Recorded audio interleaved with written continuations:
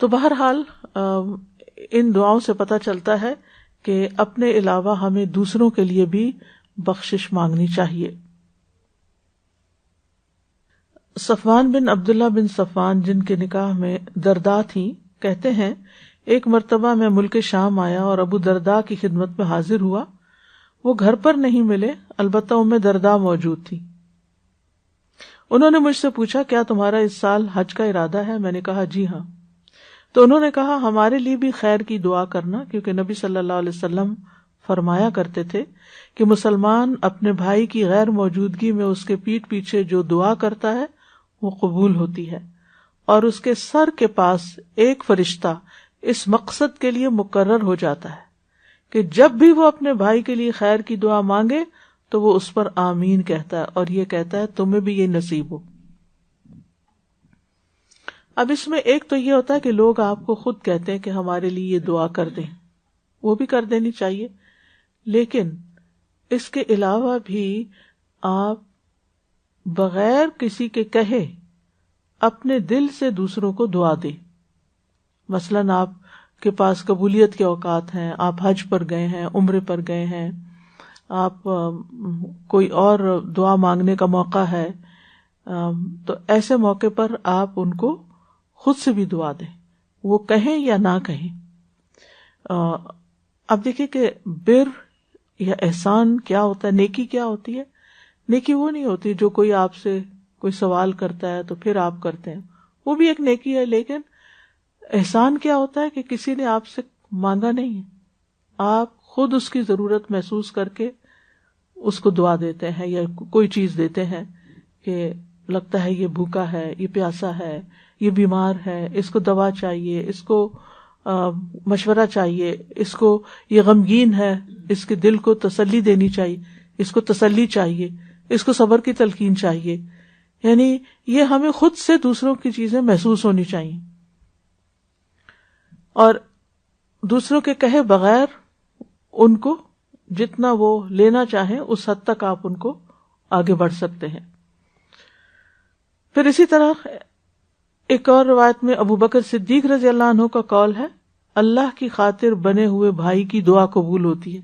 یعنی جن لوگوں سے ہم اللہ کی خاطر محبت کرتے ہیں ان کی دعائیں، کیونکہ وہ خالص ہو کے آپ کے لیے دعا کریں گے، دل سے آپ کے لیے دعا کریں گے. ایک آدمی نبی صلی اللہ علیہ وسلم کی خدمت میں آیا اور دعا کرنے لگا کہ اے اللہ مجھے اور محمد صلی اللہ علیہ وسلم کو بخش دے اور اپنی رحمت میں ہمارے ساتھ کسی کو شریک نہ کرنا. نبی صلی اللہ علیہ وسلم نے پوچھا یہ دعا کون کر رہا ہے؟ اس آدمی نے عرض کیا میں ہوں. نبی صلی اللہ علیہ وسلم نے فرمایا تم نے اس دعا کو بہت سے لوگوں سے اوٹ میں دے دیا ہے، یعنی محدود کر دیا ہے. اب دیکھیں نبی صلی اللہ علیہ وسلم کی کریکشن کا طریقہ بھی کتنا اچھا ہے نا. یعنی تم نے اس طرح کیا تو دیکھو بہت سے لوگ محروم ہو گئے. نبی صلی اللہ علیہ وسلم کو بھی اپنے لیے اہل ایمان کے لیے بخشش کی دعا کا حکم دیا گیا تھا، وَاسْتَغْفِرْ لِذَنبِكَ وَلِلْمُؤْمِنِينَ وَالْمُؤْمِنَاتِ. اسی طرح جو حاملین عرش فرشتے ہیں وہ بھی اہل ایمان کے لیے بخشش کی دعائیں کرتے ہیں. الذین یحملون العرش ومن حولہ، وہ فرشتے جو عرش اٹھائے ہوئے ہیں اور جو عرش کے ارد گرد ہیں. یسبحون بحمد ربہم، وہ اپنے رب کی حمد کے ساتھ اس کی تسبیح کرتے ہیں. ویؤمنون بہ، اور اس پر ایمان رکھتے ہیں. ویستغفرون للذین آمنوا، اور وہ ایمان والوں کے لیے بخشش کی دعا کرتے ہیں. اور کیا واسطہ دیتے ہیں اللہ کی رحمت کا؟ ربنا وسعت کل شیء رحمتا وعلما، اے اللہ، اے ہمارے رب، تو نے ہر چیز کو رحمت اور علم سے گھیر رکھا ہے. فاغفر للذین تابوا واتبعوا سبیلک وقہم عذاب الجحیم، تو ان کو تو بخش دے جنہوں نے توبہ کی، تیرے رستے پہ چلے اور انہیں بھڑکتی ہوئی آگ کے عذاب سے بچا لے. تو یہاں پر بھی آپ دیکھیں کہ جہنم کی آگ سے بچنے کی دعا ہے، کیونکہ انسان، انبیاء ہوں یا فرشتے، ان کا جو ہم و غم ہے وہ آخرت کی کامیابی ہے. اور اسی طرح جو نیک صالح مومن ہوتے ہیں ان کے نزدیک بھی دنیا کے غموں سے بڑا غم آخرت کا غم ہوتا ہے کہ وہاں کیا ہوگا. یہ یہاں کی زندگی تو گزر جائے گی، وہاں کیا بنے گا. پھر اسی طرح فرشتے نمازی کے لیے بخشش کی دعائیں کرتے ہیں. ابو ہریرہ کہتے ہیں نبی صلی اللہ علیہ وسلم نے فرمایا جب تم میں سے کوئی نماز کے لیے کہیں ٹھہرا ہوا ہو، جیسے مسجد میں یا کسی جگہ انتظار کر رہے ہیں، تو وہ سارا وقت نماز میں ہی شمار ہوتا ہے، اور فرشتے اس کے لیے دعا کرتے ہیں اللہم اغفر لہ وارحمہ. جیسے آپ جمعہ پڑھنے آتے ہیں تو پہلے ہی آ کے بیٹھ جاتے ہیں، ذکر اذکار کر رہے ہوتے ہیں، تو وہ بھی آپ کا ثواب کا ٹائم ہوتا ہے، عبادت کا ٹائم شمار ہوتا ہے، اور اس کے ساتھ ساتھ یہ ہے کہ آپ فرشتے آپ کے لیے دعا بھی کر رہے ہوتے ہیں. فرمایا یہ سلسلہ جاری رہتا ہے جب تک وہ اپنی نماز سے فارغ نہ ہو جائے یا بے وضو نہ ہو جائے. یعنی آپ وضو کے عالم میں بیٹھتے ہیں تو وہ آپ کے لیے دعائیں کرتے رہتے ہیں وضو کے حال میں. پھر اہل ایمان دوسرے ایمان والوں کے لیے بخشش کی دعا کرتے ہیں ربنا اغفر لنا ولاخواننا الذین سبقونا بالایمان. پھر نبی صلی اللہ علیہ وسلم اپنی امت کی بخشش کی دعا کرتے تھے. حضرت عائشہ کہتی ہیں کہ میں نے رسول اللہ صلی اللہ علیہ وسلم کو خوش طبیعت دیکھ کر کہا اللہ کے رسول میرے لیے دعا کریں. آپ نے فرمایا اللہم اغفر لعائشہ ما تقدم من ذنبها وما تأخر وما اسرت وما اعلنت. اے اللہ عائشہ کے پچھلے پہلے اعلانیہ مخفی سب گناہ بخش دے. اس پر انہوں نے خوشی سے ہنسنا شروع کر دیا، یہاں تک کہ ہنستے ہنستے ان کا سر رسول اللہ صلی اللہ علیہ وسلم کی گود میں جا پڑا. انہوں نے پوچھا کیا تمہیں میری دعا نے خوش کر دیا؟ تو انہوں نے کہا بھلا مجھے کیا ہے کہ آپ کی دعا مجھے خوش نہ کرے، بھلا کیوں نہیں؟ تو رسول اللہ صلی اللہ علیہ وسلم نے فرمایا اللہ کی قسم میں ہر نماز میں اپنی امت کے لیے یہ دعا کرتا ہوں. کتنے احسانات ہیں آپ کے ہم پر، پھر ہم کیوں درود شریف پڑھنے میں کوتاہی کریں، اور کتنا شکر ادا کریں اس بات پر کہ ہمیں اللہ تعالیٰ نے آپ کی امت میں سے بنایا ہے. نبی صلی اللہ علیہ وسلم دوسرے انبیاء کے لیے بھی بخشش کی دعا کرتے تھے. جب ان کا ذکر کرتے نبی صلی اللہ علیہ وسلم نے فرمایا اللہ لوط علیہ السلام کی بخشش فرمائے. وہ ایک مضبوط رکن کی پناہ لینا چاہتے تھے. اپنے ساتھیوں کے لیے آپ دعائیں کرتے تھے. حضرت انس کے لیے آپ نے دعا کی اللہم اکثر مالہ وولدہ واطل امورہ واغفر لہ. اے اللہ اس کا مال اور اس کی اولاد زیادہ کر دے، اس کو لمبی عمر عطا فرما اور اسے بخش دے. یعنی حضرت انس کو. حضرت انس کہتے ہیں میرا مال زیادہ ہو گیا، میری عمر اتنی لمبی ہو گئی کہ میں اپنے اہل و عیال سے شرماتا تھا، اور میرے پھل پک کے توڑنے کے قابل ہو گئے.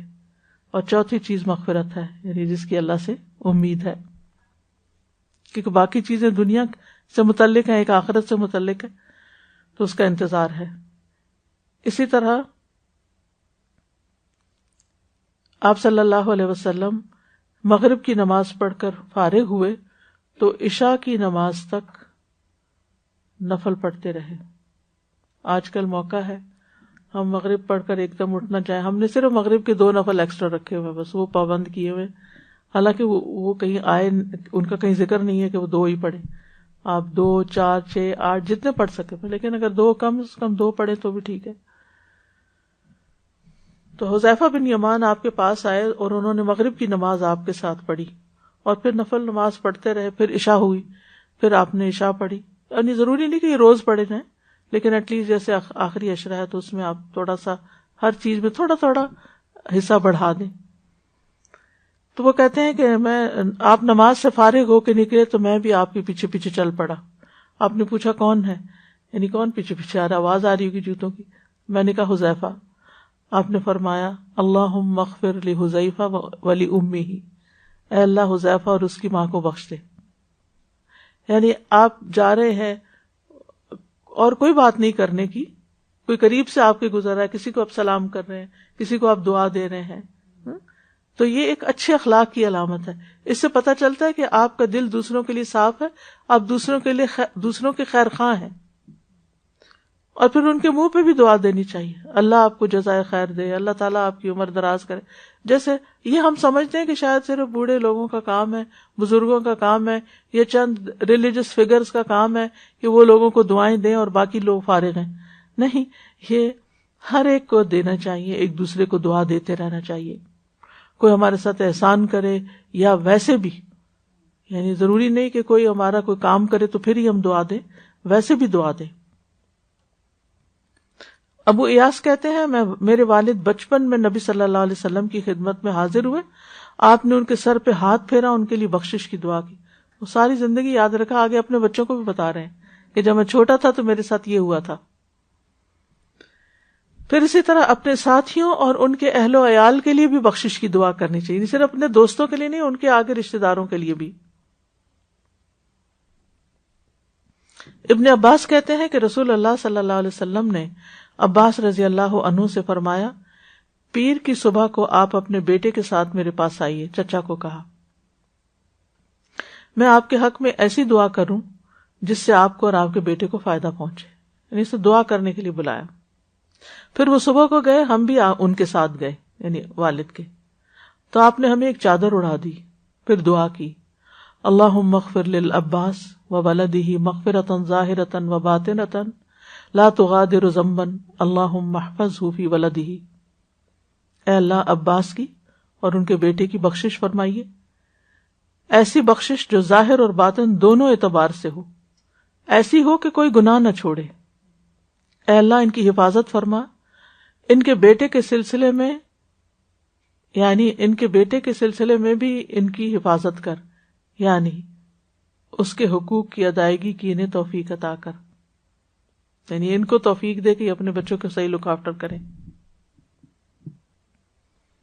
کتنی خوبصورت دعا ہے جو انہوں نے، اور اسپیشلی اس کے لیے بولا آپ آنا، میں آپ کے لیے دعا کروں گا. ٹھیک. پھر میزبان کی بخشش کی دعا بھی کرنی چاہیے. عبداللہ بن بسر مازنی کہتے ہیں، ایک مرتبہ میرے والد نے رسول اللہ صلی اللہ علیہ وسلم کو کھانے پر بلانے کے لیے مجھے بھیجا. آپ میرے ساتھ آ گئے. جب گھر کے قریب پہنچے تو میں نے جلدی سے جا کر اپنے والدین کو بتایا کہ آ گئے ہیں، تو وہ دونوں گھر سے باہر آ گئے. رسول اللہ صلی اللہ علیہ وسلم کا استقبال کیا، آپ کو خوش آمدید کہا. پھر ہم نے ایک دبیس چادر، جو تھک چادر جو ہمارے پاس تھی، بچھا دی. رسول اللہ صلی اللہ علیہ وسلم اس پر بیٹھ گئے. پھر والد صاحب نے میری والدہ سے کہا کھانا لاؤ. چنانچہ وہ ایک پیالہ لے کر آئیں جس میں پانی اور نمک ملے آٹے سے روٹی بنی ہوئی تھی. انہوں نے وہ برتن رسول اللہ صلی اللہ علیہ وسلم کے سامنے لا کر رکھ دیا. رسول اللہ صلی اللہ علیہ وسلم نے فرمایا بسم اللہ پڑھ کر کناروں سے کھاؤ، یعنی سائڈ سے کھاؤ، درمیان کا حصہ چھوڑ دو کیونکہ برکت اس حصے پر اترتی ہے، یعنی بیچ میں اترتی ہے. پھر رسول اللہ صلی اللہ علیہ وسلم نے اسے تناول فرمایا، ہم نے بھی کھایا پھر بھی وہ بچ گئی. فارغ ہونے کے بعد رسول اللہ صلی اللہ علیہ وسلم نے فرمایا اللہم اغفر لہم وارحمہم وبارک علیہم ووسع علیہم فی ارزاقہم. اے اللہ ان کی بخشش فرما، ان پر رحم فرما، انہیں برکت عطا فرما اور ان کے رزق کو کشادہ کر دے. اس سارے قصے میں آپ دیکھیے کہ کتنی، یعنی ڈیلنگ میں کتنی سادگی ہے، کتنی آسانی ہے اور کتنی محبت ہے. کیونکہ اصل توجہ کھانے پینے پہ نہیں ہے، اصل توجہ ریلیشن شپ پہ ہے، اس سارے اخلاق پر ہے جو ایک دوسرے کے ساتھ برتا جا رہا ہے، کہ کس طرح ویلکم کیا، کس طرح بٹھایا. ظاہر ہے جس طرح کا گھر تھا، جو میسر تھا، سب سے اچھی چادر بچھا دی، نیچے ہی بیٹھ گئے. ایک ہی ڈش تھی، ایک ہی پیالہ یا ایک ہی بول جس میں روٹی بنی ہوئی تھی، اور اس میں بھی کچھ بہت، وہ بتا رہے ہیں کہ وہ پانی اور نمک ملے آٹے سے، یعنی آٹے میں نمک ڈلا ہوا تھا. اب تک ہمارے ہاں رواج ہے کہ آٹے میں نمک ڈال دیا جاتا ہے تاکہ اگر سالن نہ بھی ہو، دہی سے کھائے کوئی یا کسی اور چھوٹی موٹی چیز سے، کیونکہ دیہاتوں وغیرہ میں ہر وقت سالن نہیں پکتے. بچپن میں نے دیکھا ہوا ہے کہ وہاں لوگ روٹی بنا لیتے ہیں، اچار نکال لیتے ہیں، لسی لے لیتے ہیں، لسی میں نمک مرچ گھول لیتے ہیں، اس کا صرف پیاز، جی، اور پیاز کو چھری سے نہیں کاٹتے، یہ بھی ایک ٹیکنیک ہے. وہ کسی سخت چیز کے اوپر رکھتے ہیں اور اس کو پریس کر کے اس کو کھول کے تو ڈائریکٹ کھاتی، کیونکہ جب کسی چیز کو چھری لگ جاتی ہے تو اس کی تاثیر بدل جاتی. یعنی اگر پھل کو آپ دانت سے سیدھا کھائیں یا ہاتھ سے چھیل کے، ہم تو ہر چیز پہ چھری پھیر دیتے ہیں تو اس کے جلدی ہوتی ہے نا ہمیں، تو اس سے ظاہر ہے کہ کھانے کی بھی ایک حرمت ہوتی ہے نا، جہاں ضرورت ہے وہاں تو چھری لگائی جائے، ورنہ جتنا آپ ہاتھ سے اس کو ٹریٹ کر کے کھائیں اتنا ہی بہتر ہے. بہرحال اب آپ دیکھیں کہ سب نے بیٹھ کے کھایا, بسم اللہ, آپ نے تعلیم بھی دی کہ درمیان سے نہیں کھانا, سائڈ سائڈ سے کھانا, ہر ایک نے اپنے آگے آگے سے کھایا, اور بچ بھی گئی تو آپ نے یہ نہیں کہا کہ نہیں اب سب ختم کرو, بچ گئی تو ٹھیک ہے نیکسٹ ٹائم کھا لیں گے. اور پھر آپ نے دعا دی اور چلے آئے. کتنی خوبصورت دعا دی. آج ہم کسی کو اپنے گھر کیوں نہیں بلا سکتے؟ کیا وجہ ہے؟ بہت ڈشز بنانی پڑتی ہیں, 2 دن پہلے تیاری شروع کر دیتے ہیں, ان کو فریج میں رکھ دیتے ہیں, ان کو باسی کر کے پھر ان کو تازہ کر کے دیتے ہیں, اور اپنے اوپر ایسا بوجھ ڈالتے ہیں, اور پھر اتنے زیادہ بعد میں بھی کام کرنا پڑتا ہے کہ الامان والا فیس کہ کوئی ہمت ہی نہیں کرتا کہ کسی کو بلائے. لہذا کیا ہے کہ رشتہ دار ہوں یا آپس میں میل جول ہو, بس سوچتے ہی رہتے ہیں کہ کب بلائیں, اور اگر بلائیں بھی تو پھر ریسٹورینٹ میں بلا لیتے ہیں. جی ڈبل ٹرپل اس پہ خرچہ, اور پھر وہ سوچتے ہیں کہ وہ کب میسر ہوگا کہ جب بلائیں گے. تو اگر ہم اس سادگی پر آ جائیں کہ ٹھیک ہے جو ہمیں میسر ہے اور جتنا ہم آسانی سے اس وقت میں بنا سکتے ہیں اپنی سہولت کے مطابق, لیکن اپنے دوستوں اور رشتہ داروں اور احباب کو یعنی مختصر, اور پھر اس میں بھی یہ بھی نہیں کہ بس پھر صبح سے گئے اور رات تک بیٹھے رہے اور دوسرے کو ذلیل کر دیا, یعنی کہ وہ یہی کہے کہ بس اب آئندہ نہ کبھی ان کو بلائیں. میری جب شادی ہوئی تو مجھے اتنی پریشانی ہوتی تھی کہ ہمارا جو کلچر تھا جہاں میرے میکے تھے وہاں سمپل دعوتیں ہوتی تھی مختصر وقت میں, اور ویسے بھی ہمارے والد جو تھے وہ بہت زیادہ وقت کی قدر و قیمت جانتے تھے, نہ اپنا وقت ضائع کرنے دیتے نہ کسی کا کرتے تھے. رائٹ ٹائم پر جانا ہے, رائٹ ٹائم پر اٹھ جانا ہے, بات ختم. تو ملتان میں یہ رواج تھا کہ جب کسی کوئی دعوت پہ بلاتا تھا تو آپ کو بعض اوقات ناشتے کے وقت جانا ہوتا تھا, اور پھر سارا دن وہاں رہنا ہوتا تھا. پھر ان کے ہاں دوپہر کا کھانا نہیں ہوتا, وہ کچھ آفٹر نون کے قریب کھانا کھاتے ہیں, اور پھر اس کے بعد پھول پہناتے ہیں اور پتہ نہیں کیا کیا ہوتا ہے. اتنا انسان تھک جاتا ہے, اتنا گھر والے بھی تھک جاتے ہیں, لیکن وہ کلچر ہے, ایسی دعوت ہوتی ہے وہاں پر. تو اتنا زیادہ ویسٹ آف ٹائم کہ آپ کے پاس کچھ کرنے کو نہیں. جو نئی دلہن آتی ہے وہ سب کے لیے نئی ہوتی ہے, اس کو یہ بھی نہیں پتا یہ کون ہے کیا ہے, لوگ آپس میں باتیں کرتے رہتے ہیں, اس کا کوئی انٹرسٹ نہیں ہوتا اس میں. تو وہ محبت بڑھنے کی وجہ ایک بیزاری بڑھ جاتی ہے کہ انسان پھر سوچتا ہے کہ دوبارہ کبھی جائے, نہیں ایسی جگہ نہیں جانا جہاں تھک ٹوٹ کے واپس آئے اور کچھ کام نہیں ہوا. اور خاص طور پر اگر آپ اپنے وقت کی قدر و قیمت رکھتے ہیں اور آپ کی زندگی میں کوئی مقصد ہے تو آپ ایسی چیزوں سے پھر 100 دفعہ پرہیز کرتے ہیں. تو بہرحال ہمیں اپنی زندگیوں میں سادگی اختیار کرنی چاہیے, اور اپنی حیثیت سے مراد جسمانی, مالی اور اوقات کے مطابق اس طرح کے کام کرنے چاہیے کہ جس میں کسی کے لیے بھی تکلیف نہ ہو, بلکہ وہ مجلس محبت کی مجلس بنے, کسی کا آنا یاد بھی رہے کہ کوئی آیا ہے اور کچھ فائدہ ہوا ہے. پھر بعض اوقات ہمارے یہاں یہ بھی ہوتا ہے, ہم بلا لیتے ہیں لوگوں کو, خود کچن میں رہتے ہیں, لوگ بیٹھے, شکر ہے مکھیاں نہیں ورنہ مکھیاں مارتے ہیں. تو ابھی آپ سے ملنے کے لیے آئے اور آپ غائب ہیں, تو وہ بھی ایک تکلیف کا باعث بن جاتا ہے. یعنی کہ اب آئے تو کیا کریں بیٹھ کے یہاں. پھر کچھ لوگ تو سیاست پہ باتیں کرنا شروع کر دیتے ہیں, کچھ اور اسی قسم کے ادھر ادھر کی, کسی کی غیبت شروع کر دیتا ہے, کوئی اور کچھ, یعنی اس سے کچھ حاصل نہیں ہوتا. تو ان سب چیزوں کو ہم بعض اوقات نماز روزہ صدقہ وہ تو اپنا دین کا حصہ سمجھتے ہیں, لیکن یہ جو اسلامی اخلاق اور آداب ہیں, یہ آپ دیکھیں جتنی ترقی یافتہ قومیں انہوں نے کسی نہ کسی طریقے سے اپنا لیے ہیں. جاپان کی شادیوں کے بارے میں پڑھ رہی تھی کہ کتنی وقت کی پابندی اور کتنی سمپلسٹی اور کتنا بہترین انتظام ہوتا ہے. لیکن ہمارے ہاں شادیاں ہوں یا ولیمے ہوں یا عقیقہ ہو یا کوئی مناسبت ہو یا کوئی نہ بھی ہو, تو پہلی شادی اور آخری شادی سب کچھ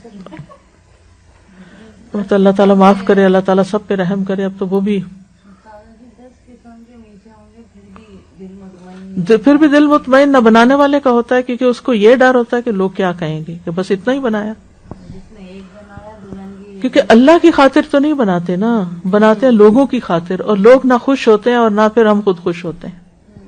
سر کلچرلی یہ سمجھتے ہیں کہ جیسے آپ نے بتایا نا کہ کسی کے گھر جاتے ہیں تو آپ وہ ایکسپیکٹ کر رہے ہوتے ہیں کہ آپ پورے دن رہیں گے، تو بہت برا منایا جاتا ہے کہ اگر کوئی کہتے کہ میں تھک گیا اور میں گھر جا سکتا ہوں. یہ بہت بڑی بات ہے ان لوگوں کے لیے کہ آپ بے ادبی کر رہے ہیں. آ جاتے تھے نا، گھر پہ آتے تھے، بیل بجاتے تھے، ہاں اور جو ہوتا تھا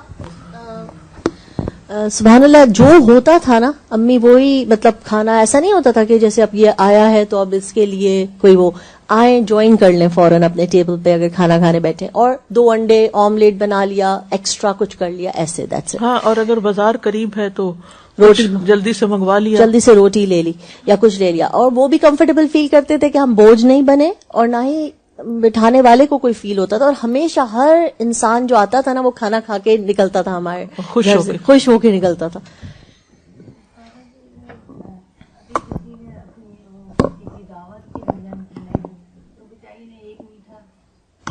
نئی دلہن کی دعوت کی تو اس میں ایک ہی میٹھا تھا، تو بھائی کھا وا کے بیٹھ گئی عورتیں، بعد میں کہنے لگی یہ کوئی دعوت تھی، ایک ہی میٹھا رکھ دیا دلہن کے لیے. استغفر اللہ. میں نے کہا یہی ہضم ہو جائے، دعا مانگو اللہ سے. اسی طرح عبداللہ بن بسر کہتے ہیں رسول اللہ صلی اللہ علیہ وسلم میرے والد کے ہاں مہمان ہوئے، ہم نے رسول اللہ صلی اللہ علیہ وسلم کی خدمت میں کھجور، پنیر اور گھی سے تیار کیا ہوا حلوہ پیش کیا. آپ نے اس میں سے تناول فرمایا، پھر آپ کے سامنے کھجوریں پیش کی گئی تو آپ کھجوریں کھا رہے تھے اور گٹلیاں اپنی 2 انگلیوں کے درمیان ڈالتے جا رہے تھے، یعنی اپنے ہاتھ کے اندر. آپ نے شہادت کی اور درمیانی انگلی اکٹھی کی ہوئی تھی، یعنی اندر ہی رکھ رہے تھے. پھر آپ کے سامنے مشروب لایا گیا، آپ نے اسے پیا، پھر اپنی دائیں جانب والے کو دے دیا. عبداللہ بن بسر کہتے ہیں تو میرے والد نے کہا جب انہوں نے آپ کی سواری کی لگام پکڑی ہوئی تھی کہ ہمارے لیے اللہ سے دعا کیجیے، یہ جانے لگے ہوں گے اور آپ کی رخصت کریں، تو آپ نے فرمایا اللہم بارک لہم فیما رزقتہم واغفر لہم ورحم. دیکھیے کھانے کا موقع ہے، پھر بھی بخشش کی دعائیں دی جا رہی کہ اللہ تو نے جو رزق انہیں دیا ہے اس میں برکت ڈال دے اور ان کے گناہ بخش دے اور ان پر رحم فرما. پھر اسی طرح جس کی طرف سے آپ کو کوئی خیر ملے اس کے لیے اور اس کی نسلوں کے لیے دعا کریں. زید بن ارقم کہتے ہیں میں نے رسول اللہ صلی اللہ علیہ وسلم سے سنا، آپ نے دعا دیتے ہوئے فرمایا اللہم اغفر للانصار ولذراری الانصار ولذراری ذراریہم. اے اللہ انصار کو، ان کی اولاد کو، ان کی اولاد کی اولاد کو بھی بخش دے، بخش دے. پھر یہ تو وہ لوگ ہیں جن کے آپ پہ احسان ہے، کچھ لوگ ہوتے ہیں جن سے آپ کو تکلیف پہنچتی، ان کو بھی بخشش کی دعا دے دینی چاہیے. عبداللہ کہتے ہیں گویا میں نبی صلی اللہ علیہ وسلم کو دیکھ رہا ہوں، آپ انبیاء میں سے کسی ایک نبی کا حال بیان کر رہے تھے. انہیں ان کی قوم نے اس قدر مارا کہ خون آلود کر دیا، مگر وہ اپنے چہرے سے خون صاف کر رہے تھے اور کہتے جاتے تھے اے اللہ میری قوم کو بخش دے کیونکہ وہ لا علم ہے، میری قوم کو بخش دے کہ وہ لا علم ہے. ابن قیم کہتے ہیں کہ دعا احسان کے مقامات میں سے 4 مقامات پر مشتمل ہے، یعنی یہ بھی احسان کا ایک درجہ ہے کسی کے لیے دعا کرنا. اگر کسی کی طرف سے شدید صدمہ پہنچے، کوئی آپ کو ہرٹ کر دے تو اس کو بھی دعا دے دیں غفر اللہ لکم. حضرت عائشہ کہتی ہیں جب غزوہ احد میں مشرکین شکست خوردہ ہوئے تو ابلیس نے چلا کر کہا اللہ کے بندو اپنے پیچھے والوں کی خبر لو. آگے والے پچھلے والوں پر ٹوٹ پڑے اور آپس میں الجھ گئے. اس دوران حضرت حذیفہ نے دیکھا ان کے والد یمان بھی پیچھے تھے. انہوں نے کہا اللہ کے بندو یہ میرے والد ہیں، یہ میرے والد ہیں. لیکن اللہ کی قسم مسلمان نہ رکے اور انہوں نے ان کو قتل کر دیا، اور وہ مسلمان تھے.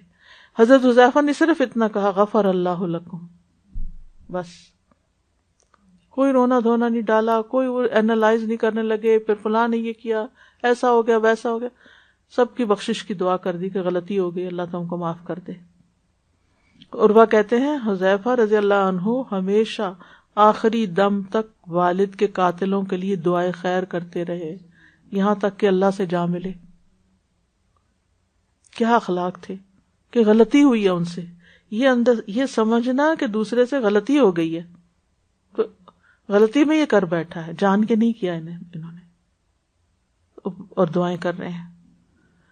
اسی طرح اگر آپس میں کسی کے ساتھ جھگڑا ہو جائے یا کچھ، تو ربیہ کہتے ہیں میں رسول اللہ صلی اللہ علیہ وسلم کی خدمت کرتا تھا، آپ نے مجھے زمین دی اور ابو بکر رضی اللہ عنہ کو بھی زمین دی، ہم پہ دنیا غالب آ گئی، ہم دونوں کا کھجور کے ایک درخت پہ جھگڑا ہو گیا، ابو بکر نے کہا یہ میری زمین کی حد میں ہے، میں نے کہا یہ میری زمین کے اندر ہے، میرے اور ابو بکر رضی اللہ عنہ کے درمیان سخت کلامی ہو گئی، تو ابو بکر رضی اللہ عنہ نے ایک ایسا کلمہ کہا جس کو میں نے ناپسند کیا، پھر وہ بھی شرمندہ ہوئے، انہوں نے کہا اے ربیہ مجھے بھی ایسے ہی کہو جو میں نے تمہیں کہا ہے تاکہ بدلہ ہو جائے، میں نے کہا میں ایسا نہیں کروں گا، ابو بکر رضی اللہ عنہ نے کہا نہیں تمہیں ضرور کہنا پڑے گا ورنہ میں رسول اللہ صلی اللہ علیہ وسلم سے فریاد کروں گا، میں نے کہا میں ایسا جملہ نہیں کہہ سکتا، ربیہ کہتے ہیں ابو بکر زمین چھوڑ کر نبی صلی اللہ علیہ وسلم کے پاس چلے گئے، میں بھی آپ کے پیچھے چلا گیا، یہاں تک کہ ابو بکر رضی اللہ عنہ آپ کے پاس آئے اور جو ہوا تھا ویسا ہی بیان کیا، آپ نے اپنا سر میری طرف اٹھایا،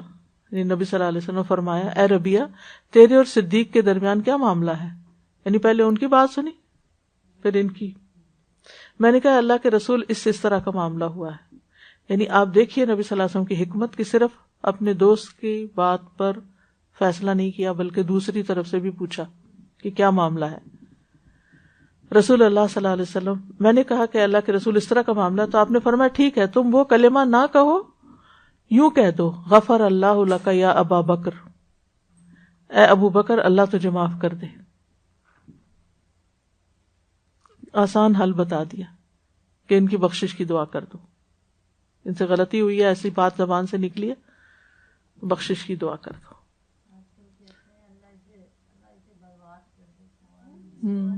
توبہ، اور اگر وہ اس کا مستحق نہ ہوا نا واپس اپنے پہ پلٹے گی، یہ بھی یاد رکھنا چاہیے۔ حکمرانوں کے لیے بھی دعا کرنی چاہیے کہ اللہ ان کو ہدایت پر رکھے، اللہ ان کو سیدھی راہ دکھائے، ان کو صحیح طور پہ حکومت کرنے کی توفیق دے۔ مغیرہ بن شعبہ جب فوت ہوئے تو جریر بن عبداللہ کھڑے ہوئے اور فرمایا میں تمہیں اللہ کے تقوی کی وصیت کرتا ہوں، جو اکیلا ہے اس کا کوئی شریک نہیں، تم بات سنو اور اطاعت کرو جب تک تمہارا اور امیر نہیں آ جاتا، یعنی وہ تو فوت ہو گئے تمہارے امیر، تو اب نئے امیر تک انتظار کرو۔ پھر فرمایا مغیرہ بن شعبہ کے لیے بخشش کی دعا کرو، اللہ تعالیٰ ان کو معاف کر دے، کیونکہ مغیرہ درگزر کرنے کو پسند کرتے تھے، یعنی وہ بھی معاف کر دیا کرتے تھے، تو تم ان کے لیے معافی کی دعا کرو۔ اسی طرح سفر پہ جاتے ہوئے مسافر کے لیے بھی بخشش کی دعا کرنی چاہیے۔ زودک اللہ التقوی وغفر ذنبک ویسر لک الخیر حیث ما کنت، اللہ تجھے تقوی کا زیادہ راہ دے، تیرے گناہ بخش دے، تیرے لیے خیر کا حصول آسان کر دے، جہاں بھی تم ہو، جہاں بھی جا رہے ہو اللہ آسانیاں کرے۔ اور مرنے والے کے لیے تو بخشش کی دعا ہے ہی، اس کے لیے تو بخشش کی دعا کرنی ہی چاہیے۔ نبی صلی اللہ علیہ وسلم جب کسی میت کو دفن کر چکتے، فارغ ہوتے تو پھر وہاں تھوڑا ٹھہر جاتے تھے اور فرماتے اپنے بھائی کی مغفرت کی دعا کرو، اس کے لیے ثابت قدمی کی دعا کرو کیونکہ اب اس سے سوال ہوگا۔ نماز جنازہ میں بھی یہ دعا پڑھتے اللہم اغفر لحینا و میتنا و شاہدنا و غائبنا و صغیرنا و کبیرنا و ذکرنا و انثانا، اے اللہ بخش دے ہمارے زندوں کو، ہمارے مردوں کو، ہمارے حاضر کو، ہمارے غائب کو، ہمارے چھوٹوں کو، ہمارے بڑوں کو، ہمارے مردوں کو، ہماری عورتوں کو، سب کو بخش دے۔ تیسری دعا ربنا